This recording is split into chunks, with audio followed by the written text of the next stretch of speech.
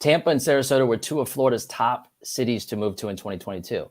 If you're thinking of moving here, you're going to want to stay tuned because we're jumping into it right now.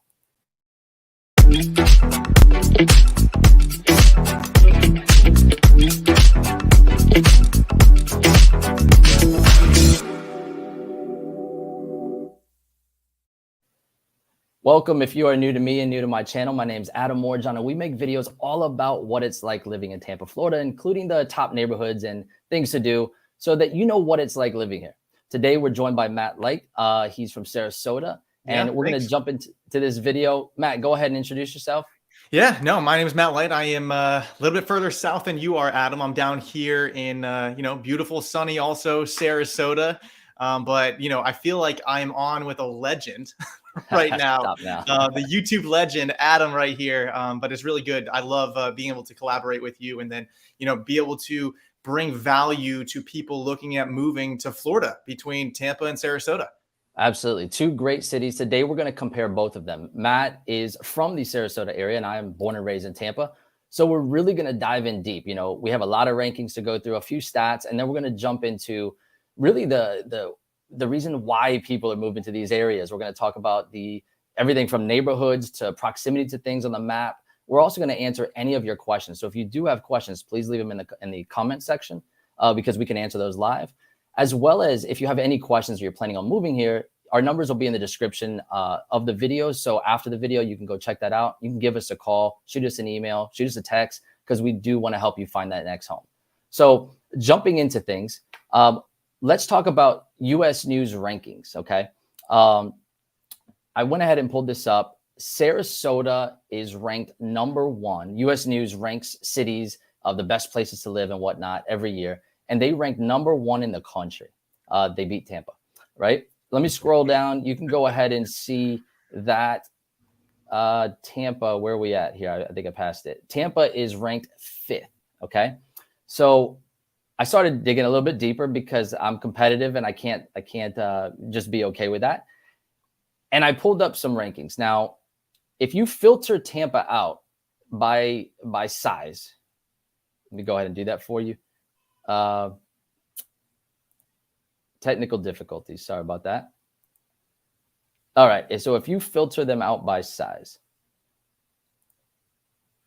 and size, I mean population, Tampa is going to be number 1 in Florida. Sarasota is actually ranked number 1 if you're considering a population of 500,000. And so let's talk about that with some quick stats, right? So with the rankings, Sarasota is ranked number 9 in best places to live in the U.S., number 1 in best places to retire in the country, number 1 in best places to live in Florida, number 3 fastest growing places, and number 7 safest places. So if that's on your list of things to know or on your checklist of where you want to live, there you go, some high rankings. But Tampa's not far behind. Number 39, this is with 0 filters, okay? 39 best places to live, 6 for best places to live, to retire in the U.S. Booming city, we're very youthful. You don't think of retirement, but yes, it is a top place to live. As far as Florida, again, if you don't filter it out, we're number 5. As far as large metros, we're number 1 compared to Miami, Orlando. Number 6 safest place to live in the U.S. For, again, as a big city, if you're thinking, is it safe? Yes, it is. And then, of course, number 15 with fastest growing places. Now, let me throw some quick facts, and I don't mean to only talk quick facts, but I do want to run through these because it sets the tone for the video here, okay? Size-wise, I mentioned size-wise when it came to rankings. Sarasota has 821,000 residents versus Tampa's 3.15 million. The average age of our residents, Sarasota is 53 years old versus a youthful Tampa 42 years old. And then, of course, average median home price. Let's talk about that for a minute. When we look at Tampa, I know a lot of people, prices have gone up. We're both very popular areas. And over the last 2 years, people are saying, well, it used to be affordable. Now it's not.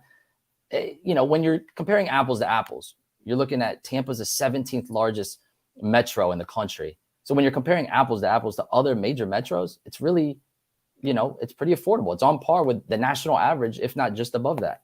But right here, you can see, month to month, the appreciation in July, the average or median home price, I apologize, is 338,000.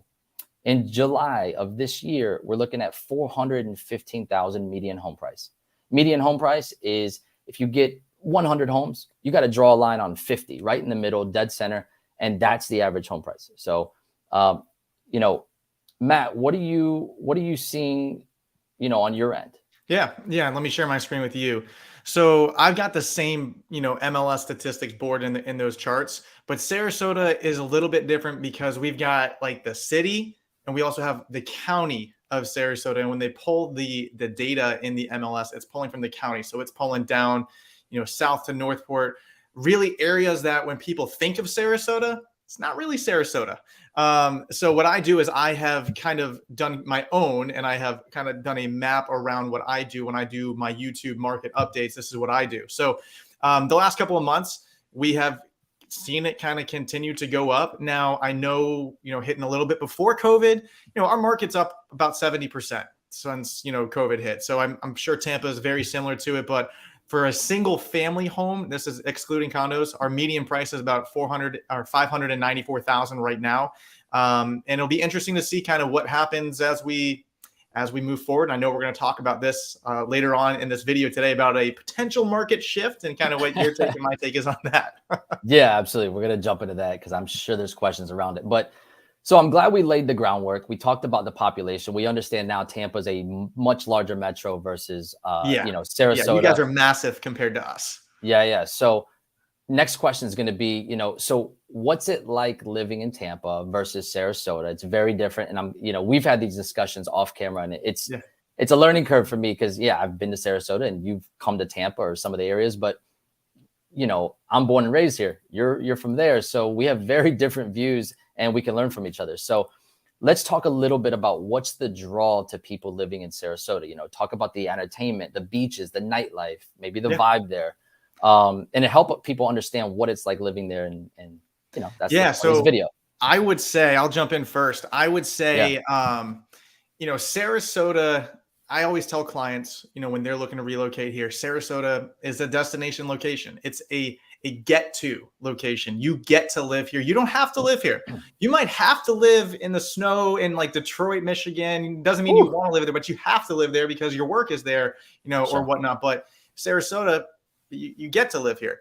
And so our lifestyle, the really unique thing about Sarasota is driving 30 or 35 minutes. You can have your toes on a beachfront condo, or you can be living at a 10-acre ranch. Obviously, budget permitting, within about 35 minutes of driving, we have whatever lifestyle it is that you're looking for in terms of housing. And, entertainment, Sarasota is a huge arts community. We've got, the Ringling School of Art and Design, which is one of the top school of art and design in the entire world. My little brother actually graduated from there. And so we've got a very big draw to the arts. We are a little bit more slower paced than Tampa. We are not a city by any stretch of the means. So, if you're looking for the nightlife, about 9:30, 10 o'clock at night, the streets they're vacant here. There's nobody out on the streets. Like we're in bed, man. But a lot of people will go up to Tampa for that. You kind of labeled it off camera. We were talking, and you labeled it as like destination living, right? Or what was it? What'd you call it? Like a destination location. It's a lifestyle. There you go. So you pick the lifestyle. That's right. So that also helps explain the price point in a way, right? Because you're talking about, $594. It's a higher price point than Tampa, but you're looking at it from like, hey, I'm coming here to retire, right? One of the reasons to retire, safe places, just all around. Here's the funny part is that, you've got a higher age range, right? You've got, it's a great retirement. It's a little bit slower, but you also mentioned that schools are a big draw there, right? Right. Yeah. So personal story. So when I was born in Massachusetts and moved here in Sarasota Elementary School.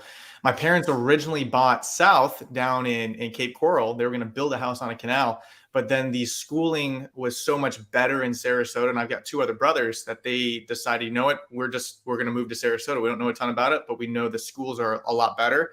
And that's why they moved to Sarasota. Specifically was for the school. So we've got a lot of A-rated schools. And Pineview is the #1 school in the state of Florida. And that's right here in Sarasota as well. So yeah, schools, and that's what's interesting. Like you said, like our, average age significantly higher than that Yeah. of what Tampa is, but that doesn't mean that there's not young families. Obviously, I mean, I'm in my 30s. I've got 3 kids. My Yeah. wife and I, like, we Woo. are in that that age. Yep. Yep. No, absolutely. So, Tampa, and I don't mean to cut you off. You have more to add to Yeah, that? no. with So what Sarasota? would you say, Tampa? Yeah. We turn our lights off at like 9:30, 10 o'clock. Yeah. What do you do in Tampa? What's going on at So 9:30? yeah, so we're a very unique city in Florida, and I always say, it's a special place to live. Why? Because I think of Miami of like Las Vegas, right? I think of it as like high energy. You go there to play. Not saying you can't live there, but it is high energy, right? You go to somewhere like Orlando, it's all Disneyland and tourists Right. and Mickey and Mouse. nice golf courses. Yeah, absolutely, and it's a great draw. But Tampa has a certain history. It has certain culture. We were founded by immigrants, Spanish, Italian, German, you name it. So we have a lot of different roots and different cultures here. So it's a really nice mixing of a melting pot. We have 100-year-old parades and traditions, and it's very lively. So we have those, the Hard Rock Casino that's open 24 hours. We have concerts every month, just same as Sarasota. Our weather's great year round, right? So we're always getting out and doing things. The beaches are 30, 35 minutes away, our beaches. We can also visit your beaches, which is nice every now and then. It's just really a fun city. It's a youthful city. We do have businesses here. We have a downtown. We're a port, so we're on the water. I also say it's a great hub to live in and travel because we have an international airport, right? Fly British Airways direct to England. We can go to South America. If you want to jump on a cruise, we have cruise ships out of our port that'll take you to the Caribbean pretty much any day of the week. So I kind of look at it as like it's an adult playground. However, I don't stop there. I also say that it's very, very family friendly. Going back to safest rankings, I like rankings, especially for videos like this. But yeah, you love numbers, Adam. I love love numbers. I'm a little nerdy like that. But I also like to just say, skip the numbers for a minute. Once you step your toes here, my wife and I walk the Tampa River Walk at night. It's 2.5 miles. We walk the entire river walk at 10 o'clock at night with a beer in hand, enjoying our walk and listening to music at the different stops along the way. Felt completely safe. There's not many downtowns that you could do that in, or like you said, that are open. So Right. It's just a city, man. It's a thriving city, and we're a growing city. We do have some of the old traditions, cultures. I did a Christmas video of like the Christmas lights in Sarasota, and so I remember at night, obviously, I'm going around and getting all my footage for YouTube, and I got down to St. Armand's and it was 9:30, and like restaurants were closing up, like people were walking out, and I was like, kind of need some clips here, some people. Yeah, couldn't get that yeah, Kilwins milkshake, right? Yeah. So real quick, we did have a question. So I like to get the questions when we can in between. Yeah. Krusty over here said, which would you say is better for high-rise living with floor to ceiling windows and stuff like that? What do you have over there? What do you have in Sarasota for high-rise living? Yeah, we've got a ton of stuff. In terms of it being downtown, there's some new things going in. So obviously that's going to give you, Krusty, a little bit more of, that floor to ceiling windows, because it's going to be super modern. The way Sarasota was developed is they developed obviously starting on the coast and kind of working their way east. And so I would say Longboat Key, we've got a bunch of different islands and keys. Longboat Key probably started about the 60s, 70s. And so since then, you've got to think a structure in the 70s probably didn't have high ceilings. Obviously, it's been since renovated and done, but that structure is still the same. So your newer, buildings, that's going to give you kind of those higher ones. But I almost feel like, I don't know at all what they have in Tampa, but they do have some. But, we're not a huge population, so we're not going to have probably nearly as many necessarily as what Tampa might have. Yeah. So Tampa wise, it's a great question because, our downtown area, which is now considered one of the walkable areas in Tampa, downtown used to be just stockbrokers and businesses, lawyers and whatnot. 9-to-5ers is what I like to call them, because it was a ghost town after 5 o'clock. Now, current day, you'll see cranes everywhere because they are building condos in town, and high rises left and right. It's like the new thing. If you think of Fort Lauderdale and some of these other cities that are built out, a little more action there, they have waterfront living, and we've missed out all these decades. We were just kind of quiet, run under the radar type city. And now we have, the Ritz-Carlton building there. And keep in mind, we've had some built for, the last 10 years, 20 years, but now it's like a popular thing. Like, oh, wow, we have waterfront living, kind of like St. Pete. Right. Tampa is a city in itself, but it's part of Tampa Bay, which is Tampa, St. Pete, Clearwater. St. Pete's downtown is booming with condos, and we're right behind them as far as living. So I would say we have two areas, St. Pete downtown and then Tampa downtown, both waterfront and with some walkability and with some action. It doesn't come cheap, but they're definitely there. Exactly. I will say this, though. It does come somewhat affordable compared to some other, like a Fort Lauderdale, because this is a within the last 10 years type, stuff. So it is growing in popularity, and it still is affordable compared to some of those other cities. That was a great question, Krusty. Thanks, man. So here's what I'll say is the next thing we should jump into is understanding the areas, because we already started touching on that. So let's understand the areas and location, because that helps people that aren't familiar with Sarasota or Tampa understand what it's like. And Matt, do you want to jump on this one first? Yeah, definitely. So here is let me kind of zoom out a little bit. All right. And help everybody understand the area, and then airport, beaches, entertainment, stuff like obviously, that. So Tampa's right up here. Tampa, St. Pete, Clearwater. This is kind of where your bread and butter is right there, Adam. Sarasota is just right down here. So when people think of Sarasota, oftentimes they're thinking of maybe parts of Bradenton, Lakewood Ranch. That's a huge hot topic that we'll kind of touch on a little bit. And then kind of coming down to Venice. Technically, Inglewood and Northport, like I said, they are in Sarasota County. But a lot of people, when they are thinking Sarasota, they're probably not necessarily thinking of this the majority of the time, only because Inglewood, to get up to downtown, you're probably about 45 minutes, to drive there. So Sarasota, we pretty much live and die by I-75 coming right here. And essentially anywhere from I-75 to get over to the coast, to get over to the water, get over to our beaches, you're about 6 to 7 miles. Now, drive time, 6 to 7 miles in Sarasota is probably about 20 minutes. To get there, and obviously, construction or things like that, it's going to cause delays. But we are pretty much made up of what I would call 4 different exits. You got right up here. This is exit 213 off 75. This is University. We've got our mall is right here, our big, large mall. And this is where a lot of shopping and dining is in Sarasota, all the newer things, I would say, in Sarasota. Then coming a little bit further south, we've got this exit 210. Fruitville Road. They've got some new shopping and dining that's going in there. And then down a little bit further south, we've got Bee Ridge and then Clark. Now, you hear me say it again. Yes, technically, yes, Sarasota does come down here because this is all an area of Sarasota. But let me switch over to another screen really quick. I like to say that Sarasota is kind of divided up into 8 different areas. So we've got what's called Palmer Ranch, Lakewood Ranch, downtown, east of 75, west of the trail, Venice, North Sarasota, Central Sarasota, and Gulfgate. That is a mistake on my website. But a lot of people, when they're comparing the two, they always ask me the question 9 times out of 10, Matt, what in the world is Lakewood Ranch? Technically, it's not Sarasota. It's not even Sarasota County, but they consider it to be Sarasota.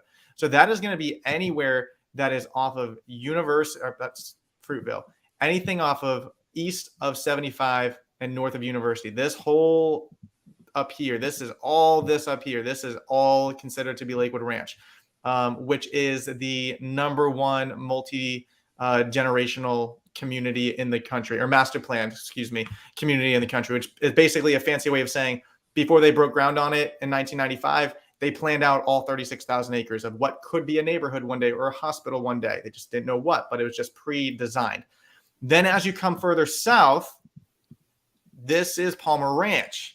Palmer Ranch is in the southern part of Sarasota. Basically, you had this lady in the late 1800s.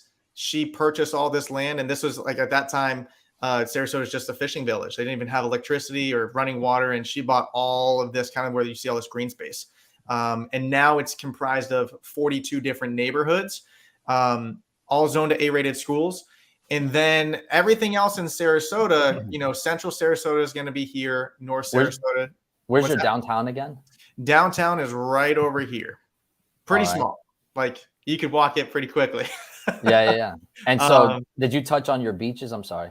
Yeah. So our beaches, what people, we're known for our beaches. I think at the end of the day, and kind of the waterfront living, boating, fishing. Siesta Key Beach, very, frequently is known as one of the top beaches in the country. So this is, the closer you're getting to this guy, prices go up. Yeah. So I tell people when you come here, this is why it's expensive. And then St. Armand Circle and Lido Key, this is why it's expensive. And then this is into Longboat Key right up here. And I know you talked to me off camera about Anna Maria. Anna Maria is way up here. So one of my favorite beaches, not going to lie, but I thought it was actually, that's easily accessible Sarasota. And you were reminding me that no, Lido. It's almost like it's probably closer by boat to you almost. There by boat, I could almost throw a rock. But speaking of boats, when you talk about Siesta Key and some of your areas in Sarasota, because I know I've actually had these questions, boating communities, a lot of people that come here like, I gotta have a boat. They want deep water access. You have some of that, I guess you could call it luxury living, but you have that as well there as well, right? Yep. Yeah. Even, kind of on my website, I've got things broken down by area and lifestyle. I've got boating communities essentially broken down by condos versus single family. So, if you're looking for a single family home, then these are all of what I consider to be the better boating communities that have maybe a marina or a canal. So, not every home necessarily might have a boat dock on it that falls within that community. But I mean, there's a ton of it, because when you think about it, when you're looking at a map, there's homes off of all of these, everywhere along here.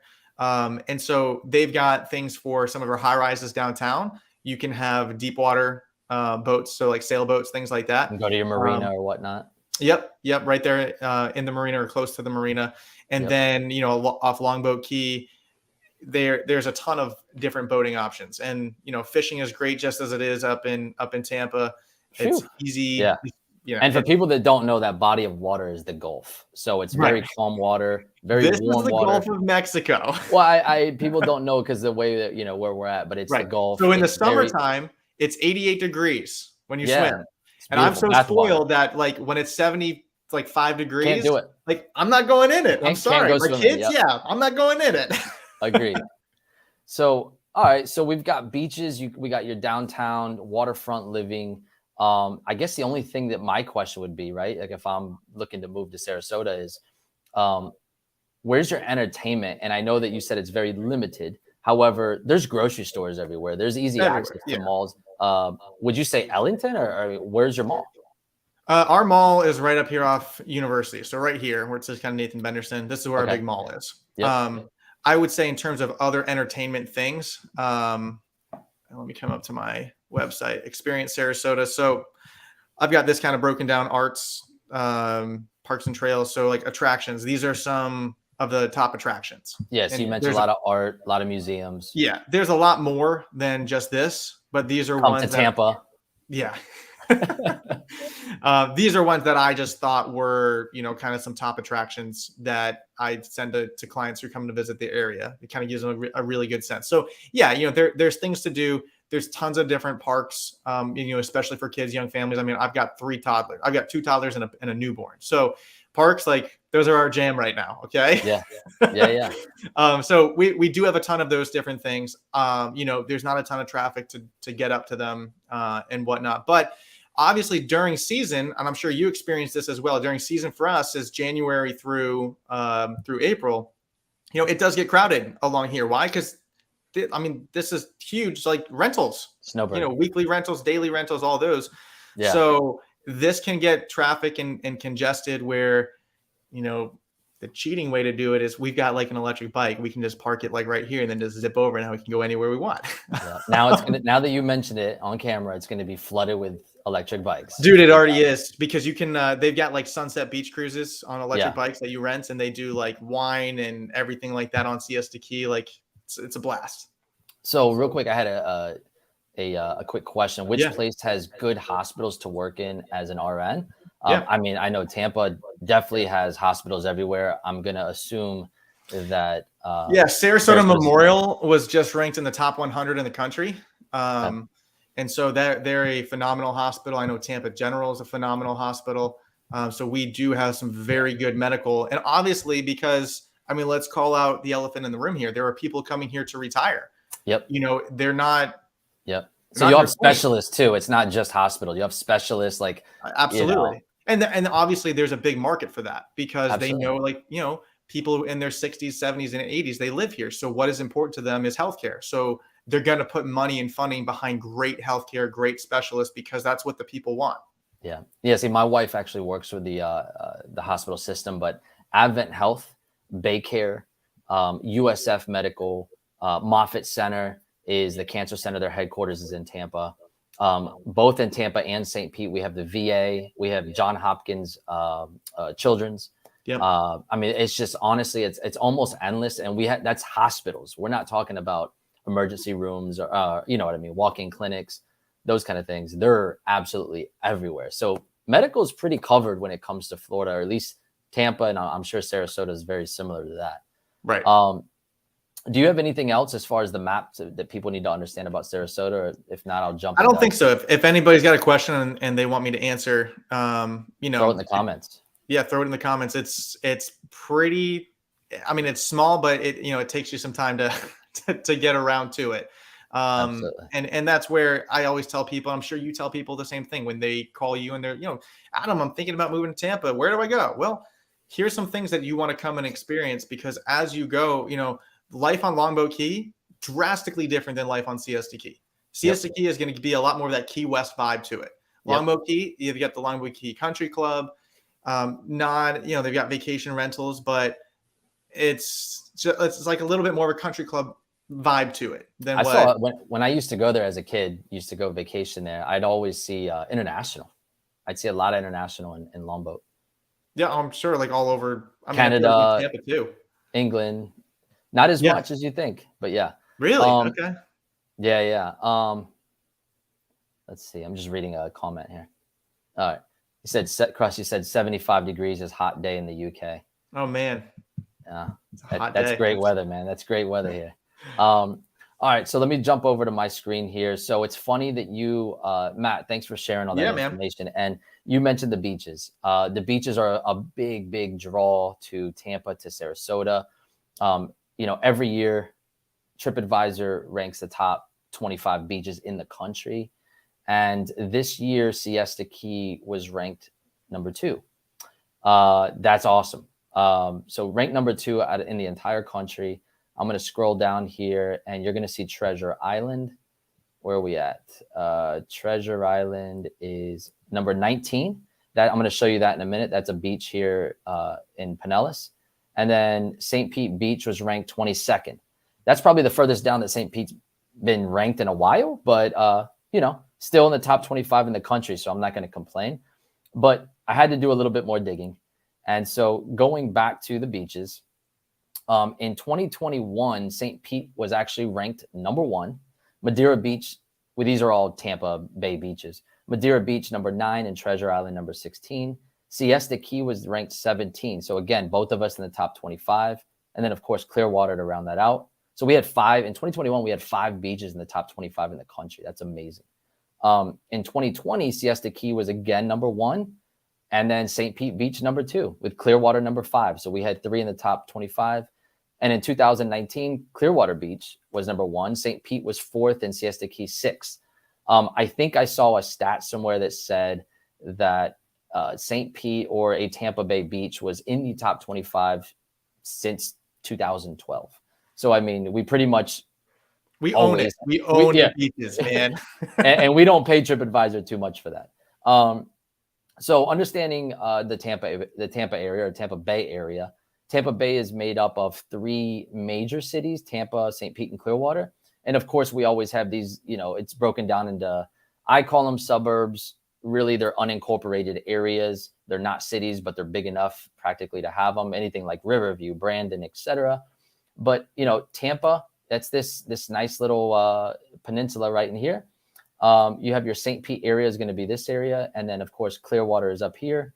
These are all of our beaches going down this coast. So when people say, "Oh, I live in Tampa, I want to go to the beaches," while this looks pretty and nice, this is not the beach. This is the bay.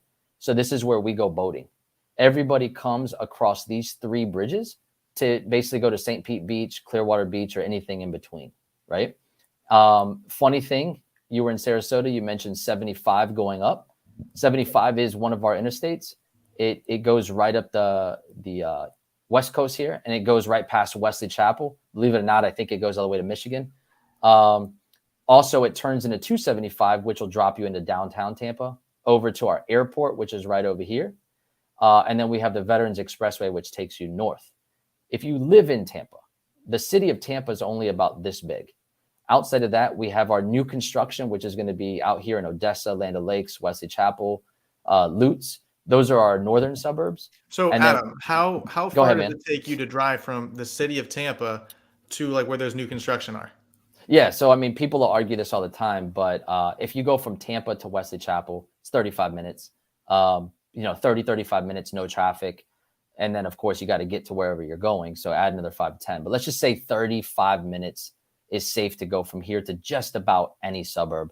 Yeah. If you're living in like Odessa, Land O'Lakes, and you live close enough to the veterans, you can get from there to the airport in 25 minutes. It's pretty fast moving on our interstates. 60, 70 miles an hour is not uncommon. Right. And then, of course, driving around Tampa, a lot of people say, wow, big city, there's a lot of traffic, right? It's not that that's not true. Yeah, we're a city. We got 3 million people. Remember that. But getting around Tampa is not that bad. It's all about traffic patterns. So, we're a big commuting city. Everybody needs a car. Mass transportation sucks. We have a bus line. Yeah, we have Uber, we have Lyft, but everybody owns a car. It's easy to get around and park at parking lots and grocery stores. So, know the traffic patterns. Don't, 8 a.m. and 3 o'clock to 5:30. That's when school lets out and business lets out, and everybody's going to school in the morning. That's busy traffic. So work your way around that. Use some back roads, and you'll learn it once you move here. Other than that, interstate travel is great, and again, traffic patterns.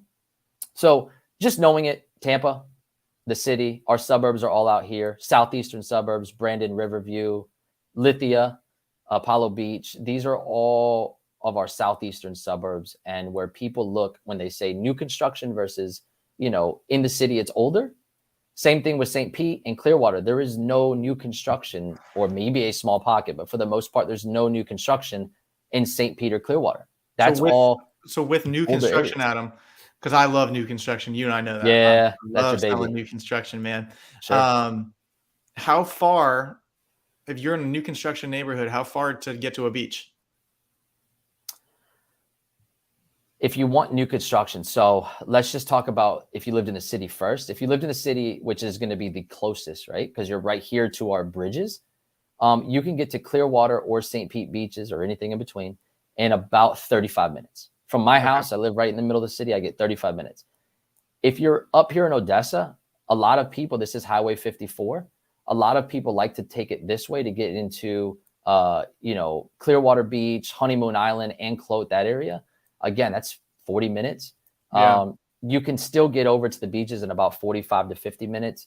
Worst case scenario, if you live in Wesley Chapel, it's about an hour, right? Because you have to somehow come here and then cross our bridges or whatnot. So right. I would say that's probably the biggest difference, I think, in the lifestyle, because you have new construction that you're 15 minutes to 18 minutes to Siesta Key Beach, 7 minutes to Nokomis Beach. You could bike there, from some of the new construction houses. But obviously it's just because we're a little bit smaller of an area. No, absolutely. You're closer to the beaches, and like you said, that's all about destination living. One thing I remind people is match the area that you live to your lifestyle. If you want to be 10 minutes away and you need, or 15 minutes away and you need new construction, Sarasota might be a great option. If, in St. Pete, if you want to be close, you can still look at St. Pete, Clearwater, Dunedin. Some of these areas are great, not new construction. It's older, but some of these historic areas, I mean, the houses are phenomenal or potentially remodeled to give you that new construction feel, right? And you can still be close to the beach. The other thing is, as you can see, we have a lot of coast, boating communities everywhere, living near the water everywhere. As always, it comes with a price point, but that's a real thing, right? Our downtown living, St. Pete living, you can literally hop from downtown and play in both areas because both areas are very happening, right? And there's pockets of communities all in here. They're older, right? Tampa was built out, you know, and we'll jump into that in a minute where we get when we get to our neighborhoods. What I would say is entertainment is everywhere. Our downtowns, we have beaches. What do our beaches look like? Because I did say a bunch in between. This is where, you know, our beaches are. We have 12. Our most popular is St. Pete Beach, right down here. Paso Grill is the historic area, so St. Pete Beach. And then, of course, all the way up here, we have Clearwater Beach, right? So the difference is, you know, Honeymoon Island is more like a county state park, whatever. You go in there and it's great hiking. You can bird watching. It's very similar to like a Fort DeSoto down here. A lot of bird watching, a lot of beach. They both have dog parks, so that's kind of cool. Fort DeSoto actually has camping, so I'm a big RVer with my family. We like to camp basically on the sand, take your kayaks out, and it's like $25 a night, so it's amazing. Caladesi is an island that you can get to via boat or kayak out to. Pretty much everybody likes to just get out there. It's more of like untouched, no tourists, that kind of thing. Clearwater Beach is our touristy beach. Pier 60 is known for, you know, great sunsets and whatnot. Here's your Caladesi, by the way. Clearwater Beach, you can see it just has a lot of high rises. It's a little bit more touristy. Pier 60, they have movies at night and things like that. Again, it's obviously popular. It was #1 in 2019 and 18. In between, you're going to find it interesting. You're going to have Sand Key. You're going to have Belair Beach, Indian Rocks and Indian Shores. You know, you're going to go Reddington, Madeira, Treasure Island. A lot of these are residential. You can stay there for a weekend or a week long, but honestly, a lot of them have really good monthly rentals. So if you're like, hey, I want to go to the beach, like us locals like to go to the beach. The way I would say is I like to go to St. Pete Beach, Paso Grill specifically. It's a little historic pocket for the day. Pop in, pop out, no big deal. I like to go to really Anna Maria Island for the week, which I know is neat. That's in between both of us. And I like to go to Indian Rocks Beach or Indian Shores for the month. So every month, June or September, I like to get it for the month. And really on weekends, I'm there. Weekdays, I'm working. But it allows you to unwind. So while we're not 10 minutes away from the beach, I always tell people, you know, figure out your lifestyle. If you're not going to be at the beach every day or every week, you know, you might be like myself. I have 2 little kids that absolutely love the beach, but we go about once a month, 35 minutes away. And it's tough to go to St. Pete, unpack, bring everything and go back home. You know, it's a big chunk of your day. So we do like to get a month-long rental, or we do like to get a weekend-long rental. And that way you can go and just unwind, especially with little kids, and you feel like you're really at the beach. So living in a place like Wesley Chapel, 45 minutes away or an hour away, it's not the end of the world because you're going monthly, right? 45 minutes versus 25 minutes is not a make or break. Anyway, that's our beaches. That helps you understand where we're at. Matt, I'd really like to, let me check some of these questions real quick. Basically, yeah, moving from Illinois to Tampa, Alonzo. You know, I got to be honest, here in Florida, it's a little bit different with rentals. Sarasota to Tampa is probably the same thing. Most people realtors specifically, don't really handle rentals. Can we? Yeah. Yes. But do we want to? No.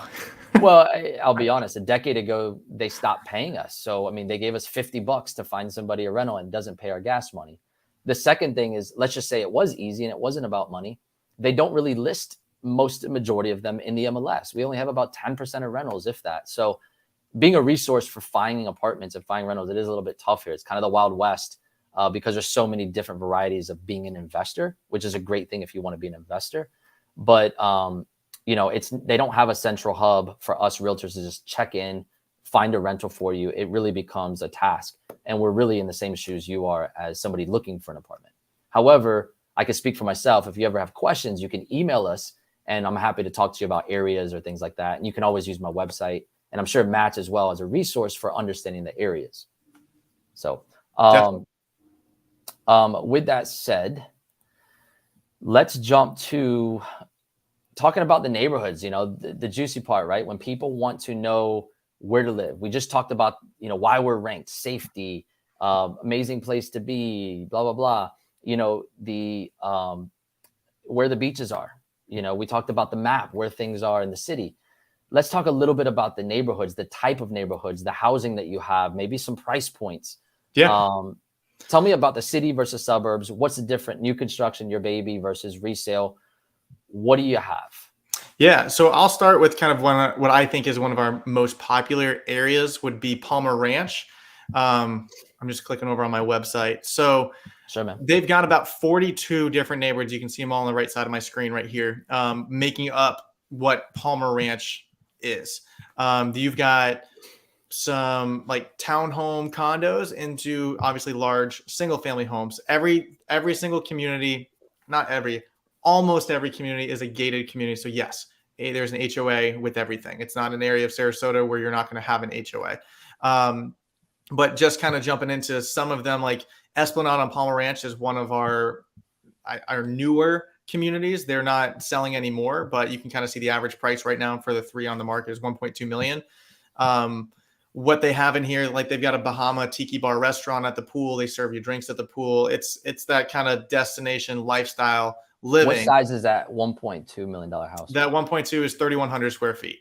Who's that builder? Taylor Morrison was this builder. Great builder. Then kind of a little bit one that a community that's built in kind of the 90s. They only got one listing for 825. So it's been on the market 128 days. So obviously there's some serious updates, or it's just way overpriced. That is why that would be the case. But this would be kind of another community that, you've got kind of a wide range of ages because it's not a maintenance-free community. So you've got, like, I had a lot of friends in there growing up that I went to school with. And then you get some of the prestigious things such as the Oaks. The Oaks is one of the most prestigious golfing communities in all of Florida. They got a $65,000 initiation cost. The average price in there right now for a home is $2 million. So yes, they're going to be 8,000, 7,000 square feet. I mean, they're gorgeous. They're beautiful homes. They're very large. Destination living right there. What's that? Destination living. Right destination living right there for sure. So this would be what I would, call Palmer Ranch. Other areas of Sarasota that people think of. Obviously, I've got to talk about Lakewood Ranch. Lakewood Ranch. Let me ask you real quick. I'm sorry. When you say Palmer Ranch, what would you say the price ranges? Because you just showed us like 1 million, 2 million, 3 million. Yeah, right. What's the lower end of like entry level to get in there? Yeah, I would say the entry level to get in there today for a small single family home, you're probably looking at your high fives. And what size house is that? You're probably 1,700 square feet, give or take a little bit. I mean, I can pull it right here and say, price lowest to highest. Obviously, this is going to pull, townhomes and some of those condos. But as you get into the homes, you can find one right there, a 2-bedroom, 2-bathroom, just under 1,700 square feet for 500,000. So you can kind of get something really small in the low 500s. And I think that, then obviously they go up north of $2 million. Sure. Great question. So Lakewood Ranch is, again, going back to the map. Palmer Ranch was just right down here. This is all kind of Palmer Ranch. Lakewood Ranch is all up in here, east of I-75. And a lot of people know Lakewood Ranch is absolutely massive, right? Yes, 36,000 acres. So how many homes in there, rough if you know? I think they've got about 20,000, and they're continuing to build more. Okay. And they're extending Lakewood Ranch, so they're going to be pushing it north to 64 and further out east. Okay. So when I compare Palmer Ranch and Lakewood Ranch, the biggest thing is lifestyle, right? Anytime I start a buyer consultation, is, hey, what's the lifestyle that you want? Because we have the house for you. Do you want to be proximity to the beaches? If you live in Lakewood Ranch, you're probably going to be 35 to 45 minutes of a drive. Most of the people moving to Sarasota, they're not okay with that because they're moving to Sarasota because they want to be 15 minutes to get to a beach. That's what they want to do. 15 minutes to get on your boat, whatever. Lakewood Ranch, I don't care what builder wants to tell you we're 15 minutes to the beach is not true at all. Even at nighttime when there's no one on the road. Right. So Lakewood Ranch is After going to be 9:30. yeah, at 9:30 exactly, when Yeah. everybody's in bed and asleep. Yeah. So Lakewood Ranch is going to have a ton of housing, townhomes, condos, large custom homes. They've got a kind of a ton of that, but you're going to be able to find something, I would say, similar pricing. You can kind of find something, again, small, a 3-bedroom, 2-bathroom, 1,600 square feet for $495. And then obviously they're going to go up from there. I think what I tell people when they ask, hey, Matt, because I do a lot of new construction sales or newer homes, your price point is going to jump from your 1,900 square feet to 2,200. Then when you hit that 2,500 square foot mark, you're jumping by about 200 grand. The reason being is your home site is wider. So when builders are building these, and even in the early 2000s, they were mostly on 50-foot home sites or 52-foot wide home sites. When you jump up to a 2,500 square foot home, now that home site has to be wider because they got to make the home wider. So now instead of being in that, I would say a 52-foot home site, you're probably in that 650 to 750 range right now for something new. You make that jump. Now you're pushing into your 900 to 1.1. And for like a 2,500 square foot or what? Yeah, 25 to 3,000 square feet. Okay. And your depth of lots, because lots are important to a lot of people, how much space do you have in between homes roughly? Yeah, probably the same. I know like 15 feet usually. Yeah, I think technically the law, like Florida law, I think is 12 feet between you and that on a 52-foot home site. So you're really between 12. And here's the deal. Even if you're on a bigger home site, you might be 15 feet. So you're 3 more feet on each side. It's not what you're thinking of when you're moving here from Ohio or New York. Correct. You got an acre in the backyard. It's it's a larger lot because it's a larger footprint. Right. However, you do have a decent depth. Are builders there? I mean, builders here are usually going about 120 to 140 feet deep. Yeah, it's the same. So you can usually fit a pool. Almost everyone has room to put a pool in, right? Because that's a big thing here in Florida. Right, and exactly, and because everybody wants a pool, and pools are. I talked to a pool designer a couple days ago on the phone, and I said, "Hey, what's your base pool price today?" Because before COVID, $45,000. Now today for that same thing, cage, pavers, no hot tub, no heater. 80? He says 80,000 is what it is. He said 80,000. He says the biggest expense to them right now that has gone up astronomically is the cage. The pool cage has gone up. Yep, the aluminum tremendously. I'm seeing 65 probably here with no cage and no jacuzzi. Yeah, because the cages would be about 25,000. Yeah, I'd say with it probably 80, but either way. Let me ask you this, are they allowing you to build new construction, right? Because I know things have gone up and down. They used to allow you to build and you could buy the pool through the builder, right? Yep. Build the pool with your new construction home. Yep. Then COVID hit 2020 and they stopped because of supply chain. Yep. In Tampa, they're still not allowing you to build a pool with the home. Maybe 1 or 2 places, but mostly no. It depends on the builder. Taylor Morrison doesn't offer them at all. I don't care if you're buying a $1.4 million house, they're still not going to build you a pool. Yep. Other builders are allowing them, like Pulte and DeVosta. They're allowing them. Your spec home builders like Lennar and DR Horton, they typically never build a pool. It's way too expensive. But I am seeing it start to come back where they are allowing it, and buyers like it because you can rope it into your mortgage. Yep. Obviously, interest rate locks with interest rates going up, that's a whole other conversation to have. Yep. What I will say is that, the day that you close, you can have that pool builder lined up. The day that you close, you could start digging. So that's good news. They just don't want to stop the process of building a home because maybe you change the color of your pavers and the paver company is behind. So I totally get why they're not allowing it right now. It's just really supply chain issues. So keep going. I didn't mean to interrupt. There's just some good talking points. But Lakewood Ranch. Yeah. So that, and then Lakewood Ranch, like the Lake Club, this is a much more luxury neighborhood. Every home in there is a custom home built. So every single home, nothing is the same. They're not a Taylor Morrison builder. They're built by like Anchor Homes, John Cannon, super, super custom. But Lakewood Ranch as a whole, you've got a little bit of everything within it, and then other areas of Sarasota that I would call would then be kind of coming into downtown. Downtown, you're gonna have some random side streets that have maybe some older homes that maybe if they're really bad shaped, investors are looking at ripping them down and putting up modern ones. Or, obviously most of what downtown is, high rises, and there's not a ton of inventory still available. So like we have obviously these types of buildings right here, as you can see on my screen, kind of all along downtown. So you can all have a view of the Bay of Sarasota. And then, real popular in Sarasota, obviously, is the islands and the Keys, and living out on all of these. So, living out on Siesta Key, Longboat Key, price point for things like this, like Bird Key, is just single family homes. You're looking at, if you want something on the water, I don't even think this one's on the water. It's 4.6 million. Now you can walk to downtown, you can walk to a beach, you can walk to St. Armand's, like amazing location to get to wherever you want. Casey Key, Stephen King had a house there. You've had a lot of, celebrities have had houses here. You're going to be, 10 million, 20 million, because I bet you this home right here, they probably have part of their houses on the Gulf of Mexico, and then also the intercoastal. So it's like you have your own private beach and your own private dock. So that's St. Pete. They're similar to it when it comes to the intercoastal. Okay. To jump in real quick, this is just a really good question. I was typing and answering real quick while you were chatting, but I said, how come prices are so high for a house, but they're not made of substantial, better materials? My quick answer, and back me up on this one, unless you have something different, is really location has a lot to do with it. Yep.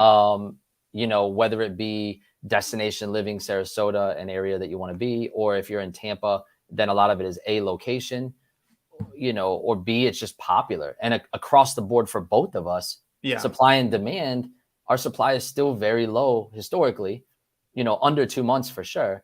Right. And everybody, that's driven up the prices. It's not. I'll back you up on that, because, real estate across the country, not just Tampa or Sarasota, but real estate has always been a supply and demand price, period.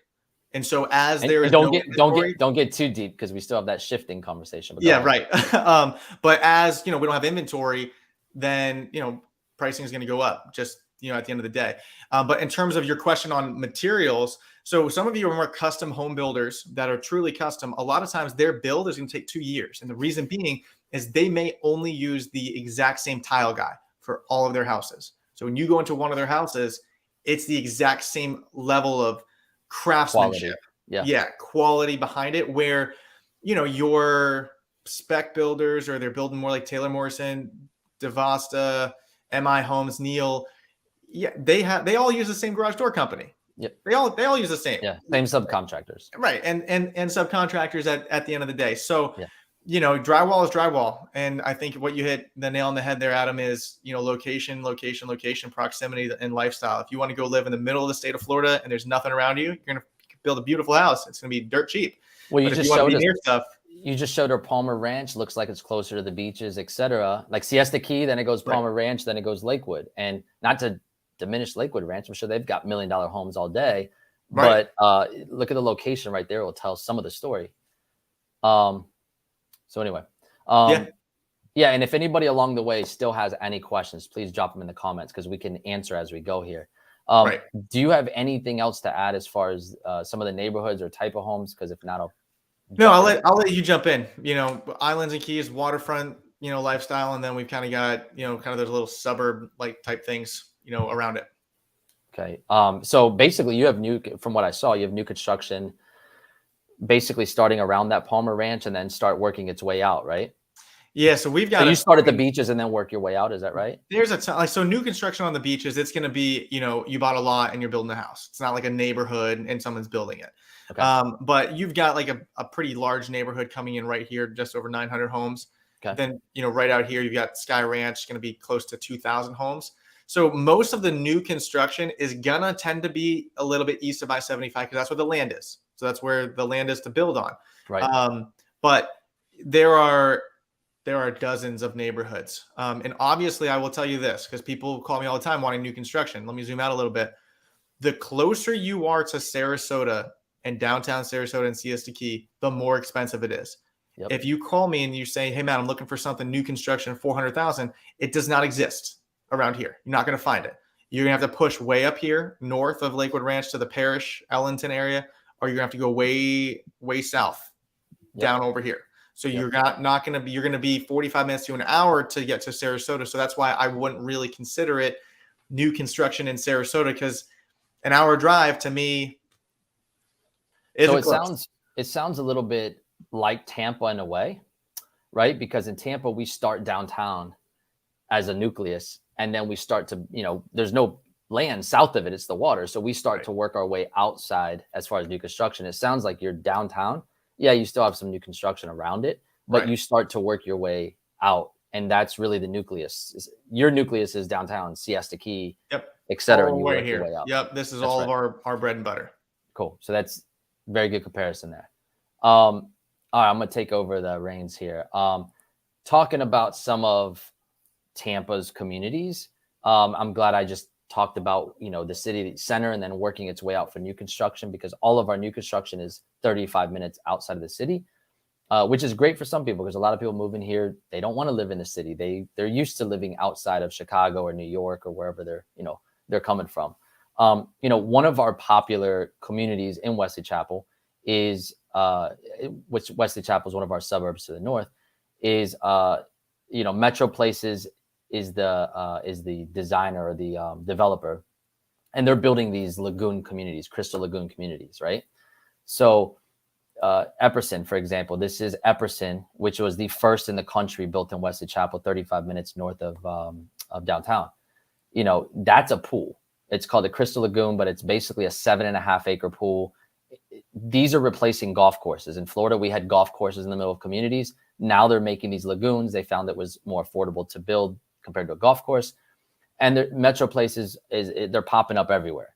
5 minutes north of Wesley Chapel in San Antonio, they're building a 15 acre, so double the size, and they're actually connecting the two communities. All right, so crazy expansion, crazy stuff going on there. Angeline is a new community that's being built in the Odessa Lutz area, or Orlando Lakes area.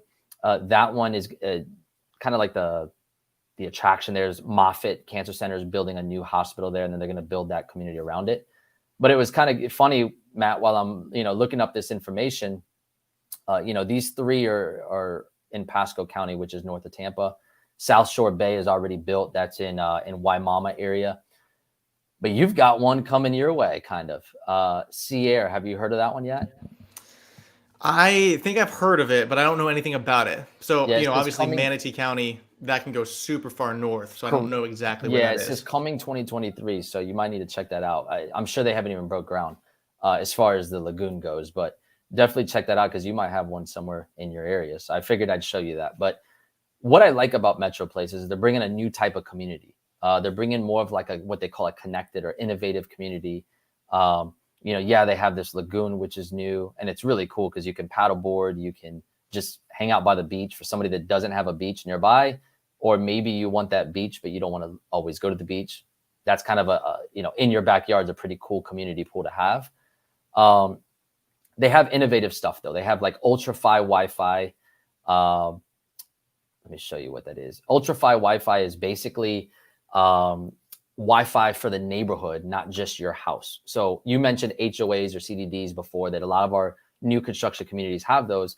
However, I always like to say, man, before getting freaked out about an HOA or CDD, let's find out what that offers for you as a homeowner. Right. And this is a great community, like when it comes to that, great example. So their HOA, just as an example of like an average home, like 20 something 100 square feet, is going to be around $60 a month. And the CDD fee is like $1,900 for the year, which is pretty on par, more, plus or minus for the area. However, from that $1,900 CDD fee, you get access to the pool. You get access to everything that they have in the community. And what I like is that they give you access to the Wi-Fi. So instead of having like an individual router for your house, they have a Wi-Fi that blankets the entire community. So if you go for a bike ride, the Wi-Fi that you have in your house goes with you. And it's it's like 500 megabytes upload speed. I might be saying that wrong because I'm not that techie. But basically that speed, that Wi-Fi sticks with you. You also get like 65 here you go, 500 megabytes. We're gonna go with that. You get Spectrum cable, 175 channels, Showtime, Spectrum on demand, all that's included, right? Wi-Fi here, I mean, in cable, I'm easily spending over $100 a month between the two. So when you add both of those up, that's $1,200. Let's round it off to 100. That's $1,200 a year, $1,900 a year. You're getting something for it on top of, a golf cart type community, solar street lights, access to that pool, fitness center, a fitness station, things like that. As far as the schools, they have like a K-8 charter school, and they also have another charter high school that's nearby. So this is one example of communities that we have, and the communities that we have like this, I'm sure Lakewood Ranch is similar. They have an on-site event coordinator. So they have a lot of events like, live music events. They'll have food trucks rallies that come out by the pool. They'll have fireworks at 4th of July. Just really, really neat things, right? Very common with us is we'll have multiple builders. So for example, at this community, you'll have a townhouse builder. You'll have Biscayne Home, which is our luxury builder in there, 2,700 to 5,200 square feet. And, they're going to go, our luxury, believe it or not, at least for that builder, tops out at about 1.5 million. Entry level, nice. Maybe 700K. But we do have entry level within that same community. D.R. Horton is that builder, Lennar, MI Homes, and Pulte. Right now, I sell a lot of the Pulte and MI Homes. That seems to fill that mid gap. And believe it or not, for 500K, you can get a 25 or 2,600 square foot house. 35 minutes from the city. Wesley Chapel has 70,000 residents, so it's not a small town feel. You have major shopping in the area. You've got entertainment. It's really our fastest growing suburb right now, Wesley Chapel, because it has all those amenities near you. Has great builders, 500,000-600,000. You can get an amazing home. Keep in mind, you can still get in for like in the 400s, even in the 300s if you want a townhome. So, but I would say the average home is about 500,000-600,000. Okay, that's just a really good feel for a popular neighborhood that we have that's growing right now. We've got a handful similar to that down in Apollo Beach. So our southeastern suburbs, you're going to have Waterset. That's Newland Homes, which is that developer. They did Fishhawk Ranch and Bexley, if you've ever seen any of my videos about those.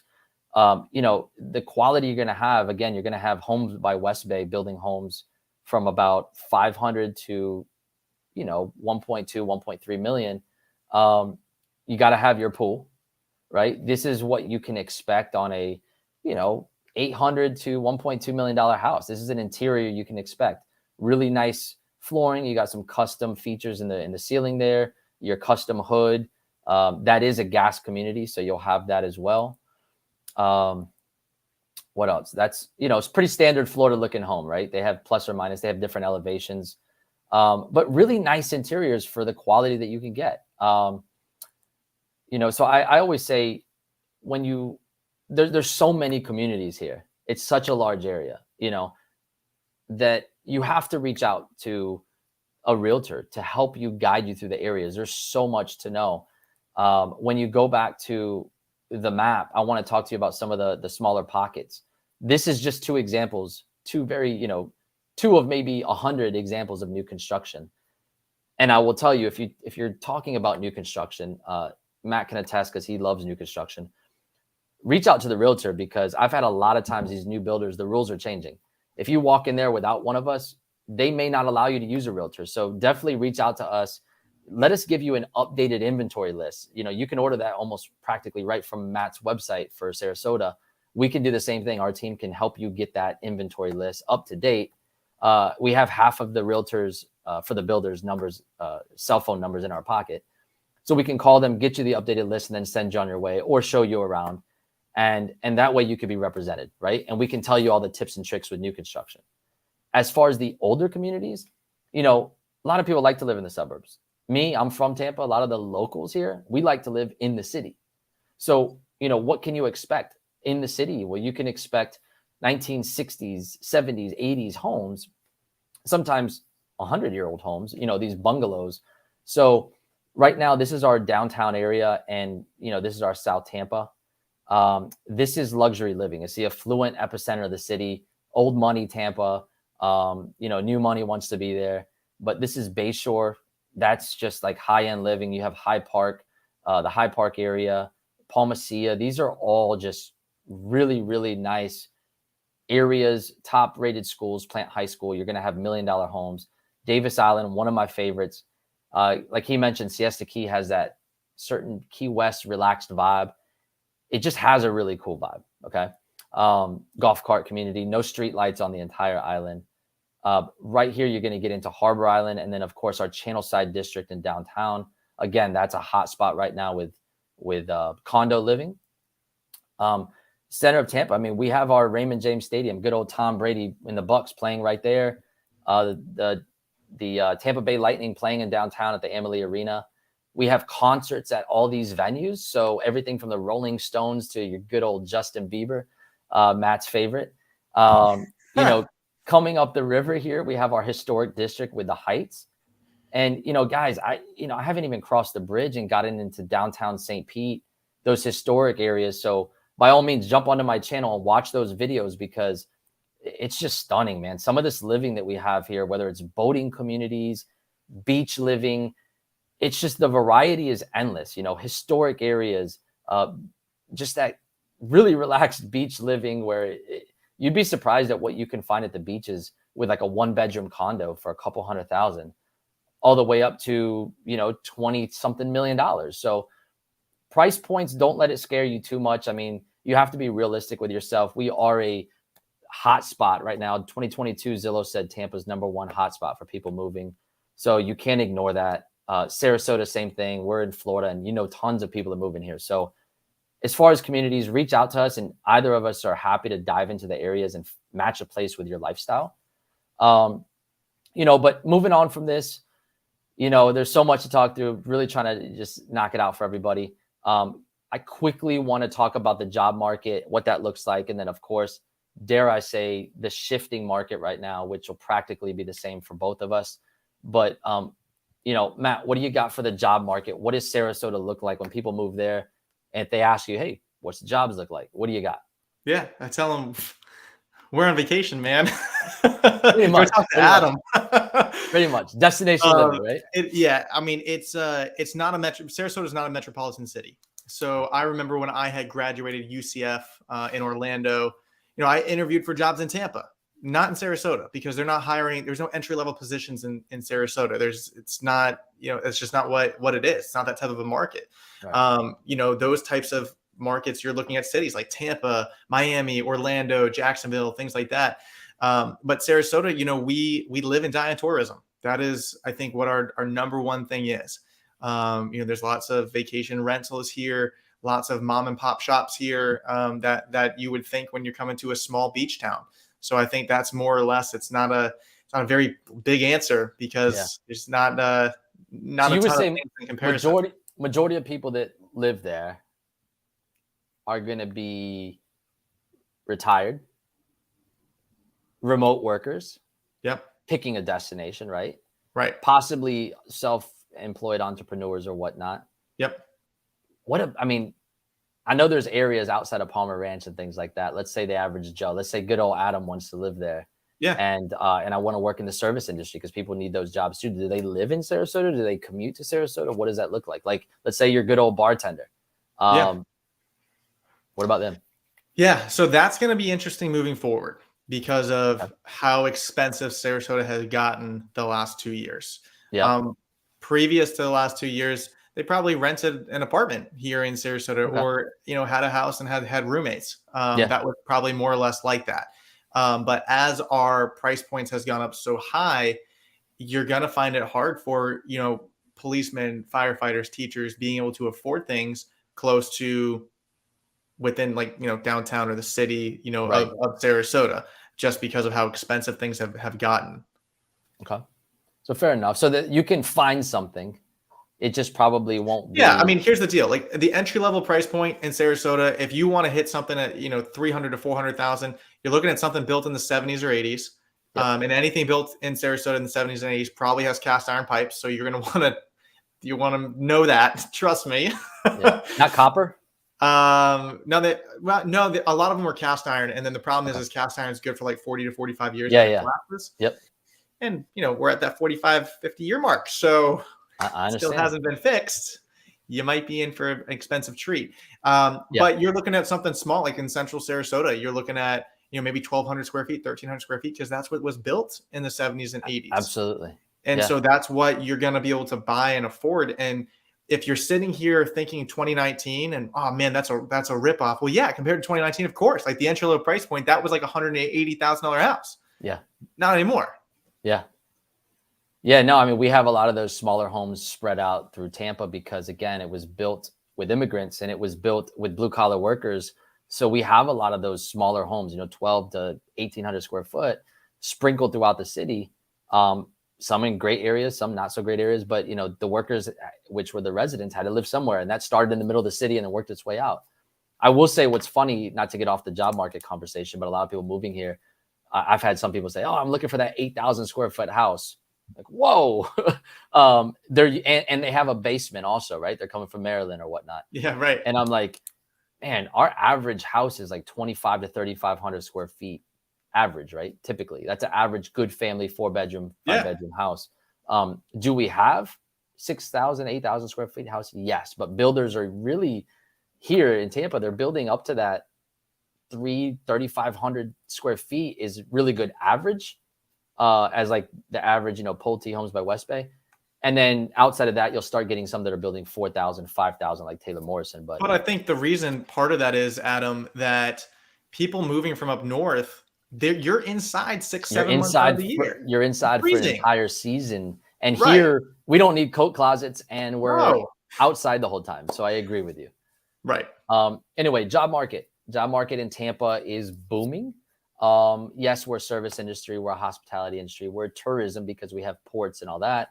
But we do have a lot of medical.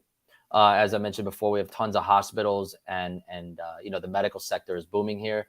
All the way from your standard hospital to ER to specializations, right? The biggest one that I think snuck up on people is we're a tech city. Between here and St. Pete, we were Forbes, I believe it was, in 2021, named us the #1 emerging tech city.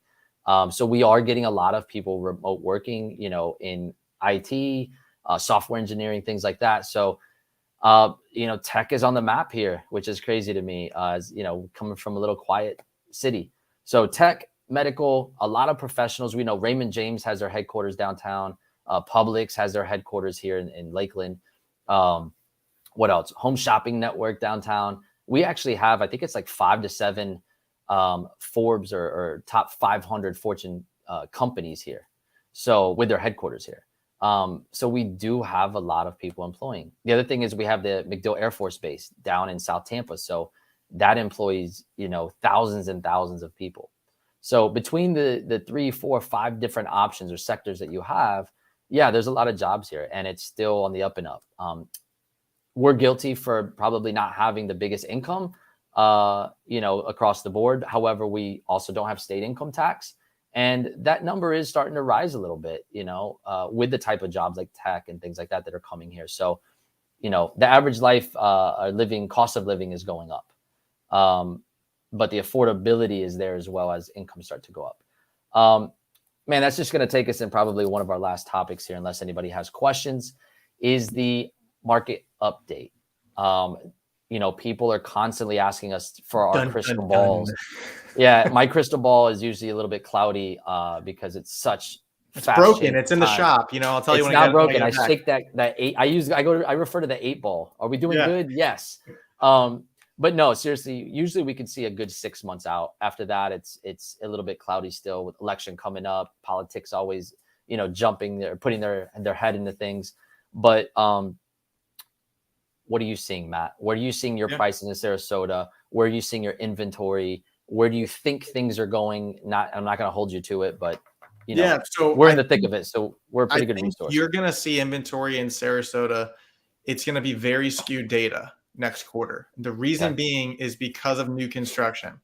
So what happened is last year, November, December, January, a lot of builders like Taylor Morrison, they stopped building homes. They stopped selling homes. They were not allowed to sell homes, the sales reps. Right. What they did was they permitted hundreds of homes, hundreds, and all the other builders kind of followed suit with it. And so the last 2 years, they didn't put any of their inventory in the MLS, zero. And now they're putting their inventory in the MLS. They didn't have time.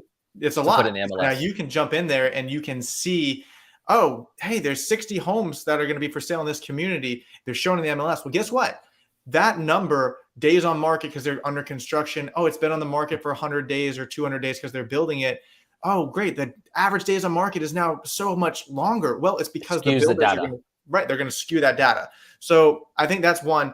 But you're also seeing price reductions, and that doesn't mean that our median price is going down. So that is the biggest misunderstanding I think a lot of buyers have is like, oh, I see price reductions everywhere. Well, yeah, it's because anytime I went on a listing and I said to them, I sat down, I said, listen, realistically, I said, your house is worth 1.7. Yep. They go, we want $2 million for it. You missed it. Yeah, you're not going to get it. But that's the thing. Yeah. Is sellers right now, they still think that we are in a year ago or the end of 2020 where I put my house on the market, I get 30 offers and 200,000 above asking price. So what happens is they put, their neighbor sells for 800 grand. They put their house on the market for 900. Reality is it's worth 800 because the market's not doing this anymore. And then you see, people on Zillow and realtor.com, hey, Matt, there's $100,000 price reduction. Like, what is happening? What is going on? The sky is falling. No, it's where they should have been priced the whole time. The seller took a while to get there. I had the same scenario with a client, unique property, but, said, hey, 800, my friend said I can get this for 800,000. And, when I came in there, I told them, I think this house is worth about 675, 650. So all of a sudden I said, I don't want to leave money on the table for you. Let's get a private appraisal just so we know where we're at before we put it on the market. Appraiser says 675, and I'm not going high or low, just right down the middle, but it's a tough property to appraise. And I say, I agree with that. We listed at 740, which is not that far off, but 740. It sat on the market for 3 to 4 weeks in a hot market back in April until it finally sold for 675. Right. So I was dead on. The appraiser was dead on. But had you listed it, they lean towards the friends in their ear. Oh, go ahead. Had you listed it at 675, you would have sold it in a day. Yeah. No, I not only that, but there's a potential because of just normal real estate that you would have had 2 or 3 interested parties driving the price a little bit up. But anyway, that goes back to saying, yes, right now there's still a few sellers that are having a little bit of jet lag from the market that we were in, thinking that there's people are going to trip over their properties and just to put an offer in. But no, I don't even think only sellers, Adam. I think even realtors, because there's realtors that got into the business within the last 2 years. They have no idea how to actually price a home and do a real. They may not even put a sign up. They just throw up the listing. But to that point, yes, I agree with you. I think there's jet lag from a booming market that we've never had, right? And buyers are still nervous. Buyers are still nervous and sitting on the sidelines waiting for interest rates to come down, or meaning like come down to the 3s, or B, it's not gonna happen. Or B, waiting for just sellers to like all of a sudden realize that they missed everything and the prices are gonna tank. I know other places around the country are feeling it a little bit more than we are. However, I like to go back to basic principles: supply, demand. Supply, it takes 6 months to have a balanced market. Balanced market, we see homes sitting on the market for 30 to 60 days. Buyers and sellers, we get to negotiate on both sides. Nobody has the one up, right? And it never really stays balanced for long. It either goes buyer or seller market. However, we were at less than one, in 2021, for most of it, we were less than 1 month of inventory. We are just now getting into like 1.5 months of inventory. We're not at 2 months, or I'm not at 2 months of inventory. So we're not anywhere close to 6 months of inventory. With that said, let's go back all the way to like 2008 when the market crashed, right? We lost a lot of labor. Since then, we have not been able to recoup labor for the amount of people moving here that are going to build new construction fast enough to give us any inventory, right? People are still moving here in groves. Forget COVID, all that's already over. And as far as Florida is concerned, Right. but I mean, people are still moving here because they work remote. People are moving here Yep. because of tech companies that are opening up, and companies are moving here, bringing people. People will always go to Sarasota because the beach is still ranking in the top 25 for the last how many years, right? Right. So they're going to move there because it's a destination living. That's not going to slow down. However, we cannot keep up with inventory. So there will be, for the foreseeable future, an imbalance of supply and demand, bringing people here. With that said, interest rates are the only thing that'll slow people down. And interest rates, we saw them go over 6%. I saw them at 6.3 for like a short window, and they dropped back into the fives. Last I checked, we were in the high fours going into the fives, right? Well, let me talk about interest rates really quick, because I get this, obviously every realtor is getting this question all the time.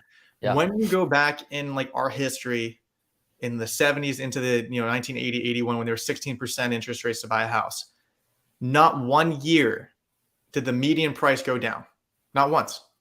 And so people have this conception that they are linear and they go together. While that can be true, yes. But when we go back at what is the only data that we can, it was kind of like that period of time. Yeah. It didn't go down. And it's why? Because when interest rates were 10%, they thought it was going to go to 14%. So they were happy to get 10%. Yeah. But I think right now, what we're going to see across the board is we're just going to see the market kind of stall a little bit. And I find this all the time. What has happened in the last couple of weeks, pretty much every person that's called me has been, about a $750,000 to a $1.2 million buyer. They're not in a rush. Interest rates aren't scaring them because they're like, we can afford it. Again, you're not moving likely to Tampa or Sarasota if you can't afford it at the end of the day. And so it's not, while you might not have 100 people for that one house, you still might have 10 people for that one house, which is still multiple offers. And so I think that, or worst case scenario, full price offer. Right. Worst case scenario. Right, worst case. It's not like it's going, I'll do 50,000 less. Right. It's not right. there yet. Yeah. And so I think that, as we move forward, it's going to take I feel like it's usually about 3 to 4 months for sellers and listing agents to kind of get their crap together. Yeah. Like, they're overpricing things because that's what you've done the last 2 years. And now they're going to sit on the market for 60 to 90 days. But next time they take another listing, they're not going to do that. Why? Because they want to sell it. They want to get paid. They want to move on with it. And so you're going to see that it's just going to take, kind of the rest of this year, I think, to facilitate that out. I agree. And it's just getting over, I like to call it the hangover, right? Everybody's getting used to that. Like, oh man, we just had this really hard 18-month to 24-month spike.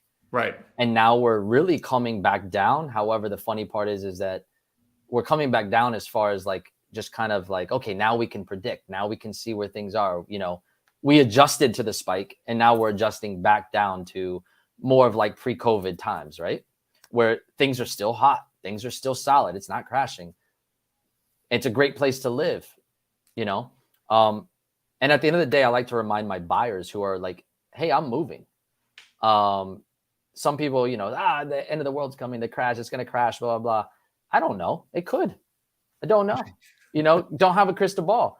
But what I like to tell people, and this is my honest, life version, right? I bought my first house in 06.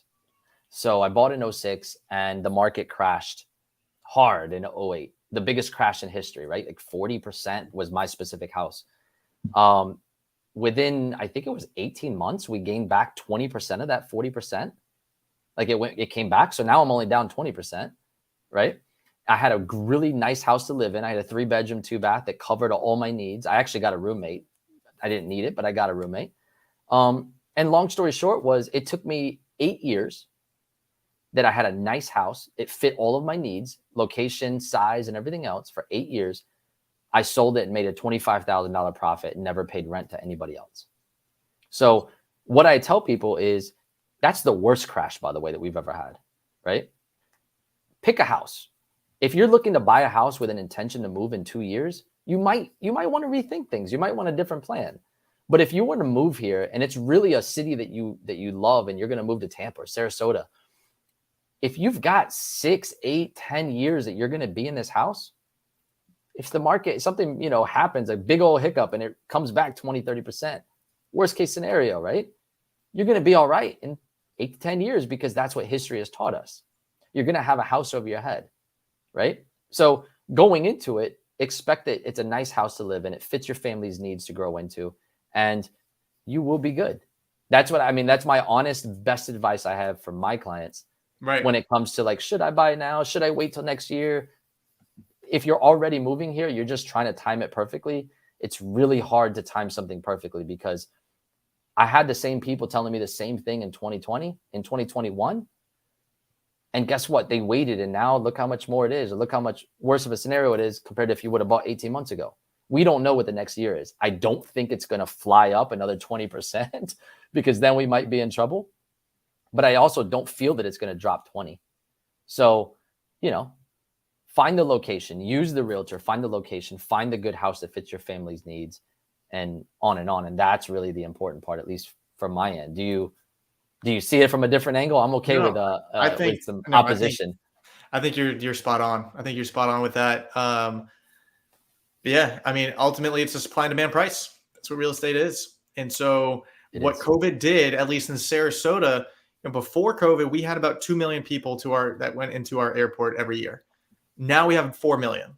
So double the amount of people. So what COVID did, and this is where you and I jumped on it. Like you and I have been doing YouTube about this similar amount of time, with it. And, people were working from home. They were in the northern states. They were locked down. They were working from home. They would jump on. It was snowing. They wanted YouTube things about Florida. Where do I live in Florida? Living in Tampa, moving to Sarasota. They'd find you. They'd find me. They'd watch our videos.